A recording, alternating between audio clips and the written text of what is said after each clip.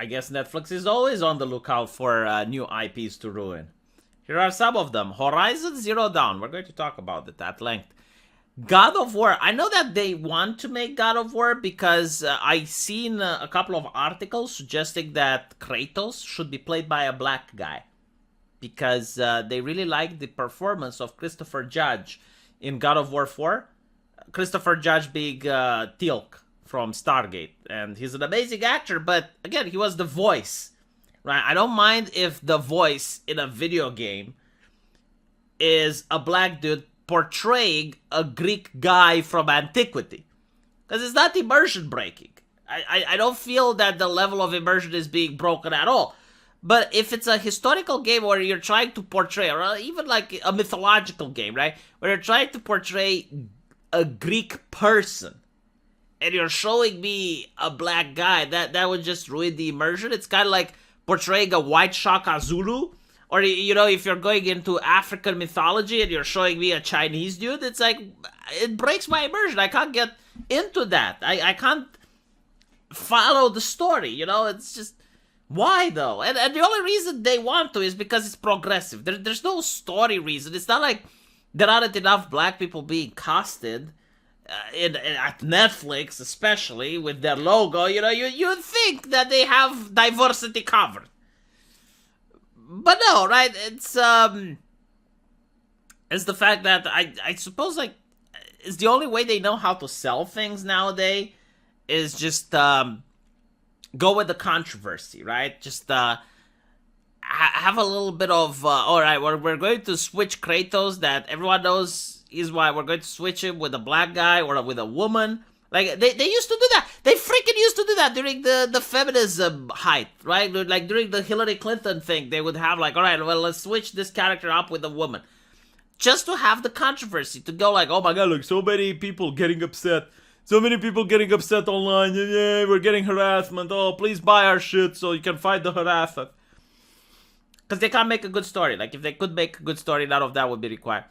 Gran Turismo, though, like, is Gran Turismo really like the type of thing that requires a movie? I don't know. Fine, whatever. I genuinely don't care. But Horizon Zero Dawn, like, Horizon Zero Dawn is actually interesting. Especially if they cast this actress. Although it would be a bad cast in my opinion, because the main character from Horizon Zero Dawn is a lot uglier than her. So it wouldn't be an accurate cast.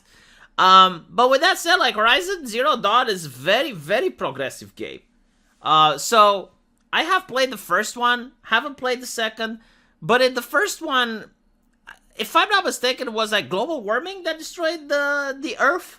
Might be wrong though, because I haven't finished it. But like at the point when I got it, it kind of seemed like people caused some global disaster, some natural calamity because of their use of technology. And then, you know, I didn't want to say anything because I thought that maybe it's because my politics might get the better of me and I'm seeing things that aren't there. But my wife recently played it, right? So my wife played it. And she pointed out that why are the men, the way she pointed out, like, she doesn't know politics or anything like that. But I guess, like, the translation would be, why are the men so lame in that game? And I asked her, like, what do you mean? And she said that every single male character in the game, except for a couple, like, probably like the first one, which is like the father figure, but all the other men are either evil, incompetent, or a mixture of both.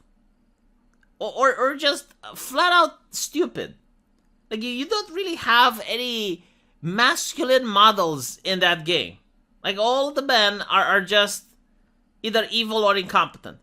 And I noticed this with Outer Worlds as well. So my wife asked me, like, why is that? And I said, look, it's because they wanted to make a game which glorifies women, but the writers are so bad that they don't know how to write an actual strong character that stands on its own. So the way they do it is they make all the other characters around the women act like either imbeciles or evil people, so that it makes the women look good by antithesis. It's what a bad writer does. So take it as you will. Now, if you want to make a movie from this progressive video game, I think that's a good thing, right? Because the people who work at Netflix, they're very progressive, and you already have a woke game, so making it woke won't ruin the franchise, which for once is something that I agree with. Like, please do this. Do it. Like, chances are you're not going to upset the 5 people that like Horizon Zero Dawn. So I definitely, like, this is the one movie that I don't think it's possible for them to ruin. The story in the game is bad. The characters in the game are bad. The game is hyper woke. There's literally nothing you can do in order to make it bad. The main character is a Mary Sue as well. Like, she barely suffers any hardship throughout the entire game. This is it's a match made in heaven. So, in the new presentation for investors, Sony said that there's a God of War TV show for Amazon. Oh, it's Amazon. It's not Netflix. Okay. There's no word on the plot details for Horizon or any of the other projects. By the way, like, if they really wanted to stay true to the game, and this is what I would do if anyone would ask me, like, make a Horizon Zero Dawn game, I would not make a game surrounding the main actress. Sorry, I would not make a movie surrounding the main actress. I would make a movie with someone else from that universe, and maybe the main character from the video game can have a cameo. Say, the village from the movie is going through some really bad time. It's attacked by machines or something, and the character from the video games just happened to walk by, and the villagers ask her for help, and she manages to fend off the machines, and then she leaves. And it would be like a nice cameo, but like, you keep the IP whole. Like, the less you interact with the main characters from the video game, the more likely it is that you keep the IP whole, which makes the fans happy.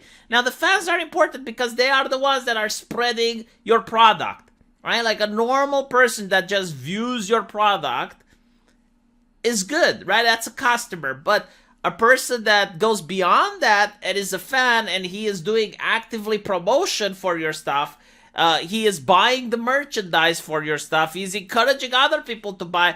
Those are the people that you want to cater to. That's the targeted demographic that you should try to please. And the way to please them is to keep the franchise intact, to keep the IP intact. You have a whole universe. You don't really have to focus on Aloy. It could be the story of any other chick from that place, But it is what it is. I don't think like they want to do that.